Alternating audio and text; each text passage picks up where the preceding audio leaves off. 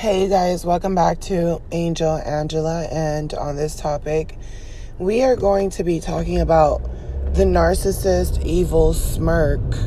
The narcissist evil smirk. I've already addressed this, topic in many different ways in past videos on how soulless, how dark, how hateful the narcissist's eyes look when they're doing things to you, or they're starting altercations, or coming up with fictitious lies, and then they're forcing you to play roles of characters that you're like, that's not who I am. That's not me. I would never do that to someone. They're literally creating your reality, and because they feel like they're gods, because you're allowing them to be around you, they feel as if, hey, well, you're allowing me to create your reality. Who's really stupid here, me or you? You're the one that chooses to be around me, and you see how I am, or I've told you how I am, or at this point, like, there's no hiding it. I'm a wolf in sheep's clothing. And this can be anywhere. These people get this smirk, this look on their face. These could be the same people that, might be playing around in traffic, and then they hit your car, but they know they hit your car, but they're denying hitting your car, and then they get this smirk on their face. Or they're cheating on you and they're accusing you of cheating on them, and then you're crying and you're hysterical and you're trying to prove to this person that you're not doing anything. And meanwhile, they have this smirk. And the smirk doesn't necessarily mean that they're grinning with their mouth, smiling, showing their teeth, but they have this smirk in their eyes. And I've dealt with that smirk so many times in many different ways with men and women. It's not just men, it's not just women, with men and women. Especially when it's like, you're in the workforce and you have a man running this business, and then you have women that he has hired who are just as narcissistic as him because they all praise him. These narcissistic women, when new women come around, they don't get along with the new women. They get along with the men that get hired on. But as we all know, narcissist women, they're not a really friendly people. See, the male narcissist, the only thing they have the upper hand from the female narcissist is that they can blend and fit in almost with any type of personality, because almost any type of personality and a lot of male narcissists know what they're doing, know that they're making women, putting women against each other. Narcissists feel as if as long as other men are keeping women asleep and keeping women imprisoned in their own minds, they're not going to say anything. And this is why you'll see that these men don't know each other, but yet they all got the smirk on their eyes.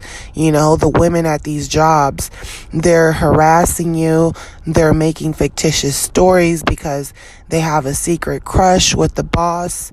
And, they're doing all these things to try to get you out. And their way of controlling the situation is being friendly to everyone. It's being,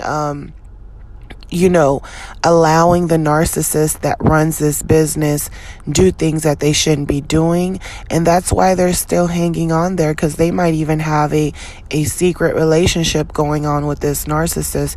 All these people are married, all these people are in relationships, but when you go to work, it's like a whole nother ball game. It's always a game being played. There's always a game being played in society. You can't worship people as your gods. You can't depend on anyone. And that's the part that gets scary, because you don't know who is being real, who is genuine, and who is not. But let me tell you something. Energy does never lie and when you feel as if someone is looking at you or things are happening to you or there's confusion or there's some type of bad luck going in your life, and when you speak to people and they have this smirk on their eyes or they act as if they can't understand you, or they're just like, hey, wipe your tears and just keep moving forward. Like, we don't care about your story. Everyone has a story. And it's true. A lot of people who are narcissists, or even people who are awake, they understand the reality of being conscious, and they understand that mostly everything is fictitious. So they got that right. But you should always have empathy with people who don't know what's going on, instead of having that smirk and that look in your face as if it's your fault that you don't know how to play this game, because this game is really dirty. And even if you feel like you're a good person and you're 10 steps ahead because you're a good person, I'm still going to find a way to defeat you, because you have entered my cult. You have entered my reality. You get me? So this is why it's important to create your own reality. These people hate you, and you will see that smirk on their face. You will see that smirk on their smile, and it's like they're trying to hold the smirk in. But trust me, once you've allowed them to get out of you what they wanted, which was to create a story that they have already created for you, they're just waiting for you to play it out. And they know that, and you know that this person's trying to get to you. But once you allow them to get to you, whether you say something, because words are powerful, that's all they're waiting for. It's a mind game. They're waiting for your actions. They're waiting for your words. What words are you going to choose?